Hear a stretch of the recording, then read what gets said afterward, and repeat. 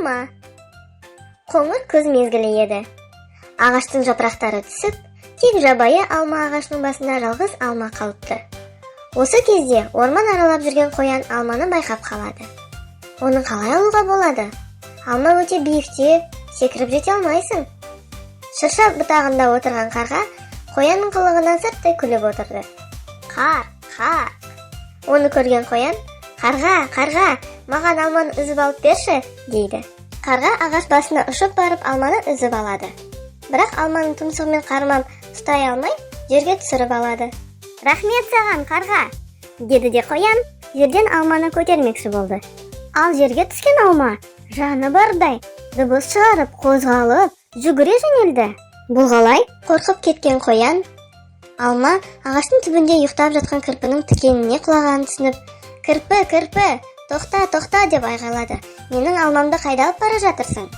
Кірпі кідірместен, бұл менің алмам, ол төбеден құлады, ал мен болсам оны ұстап алдым. Қоян да қояр емес. Алмамды қайтарып бер, оны тауып алған мен. Таласып жатқан қоян мен кірпіге қарға қосылады. Таласасыңдар, алма менікі. Оны өзім үшін үзіп алғанмын, деді ол өтірік шынын араластыра.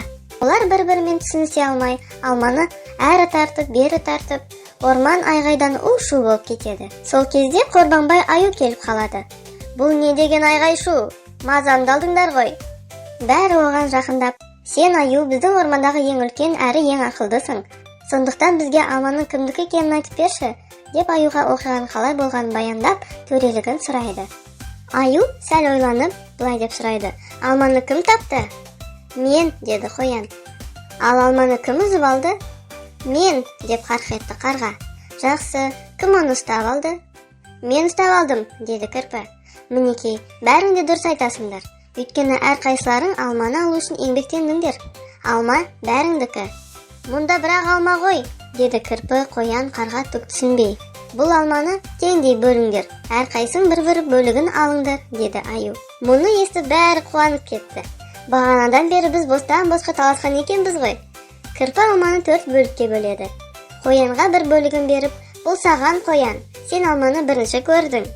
Екінші бөлігін қарғаға беріп, бұл саған қарға, сен алманы үзіп алдың. Үшінші бөлігін кірпі аузына салып, бұл маған, өйткені алманы ұстап алған мен. Кірпі Аюға 4-ші бөлігін беріп, бұл саған Аю, дейді.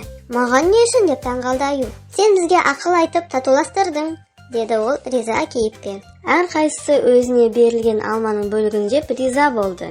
Өйткені Аю ешкімді ренжітпей, дұрыс, әділ шешім шығарған еді. Береке басы бірлікте деген осыдан қалған көрінеді.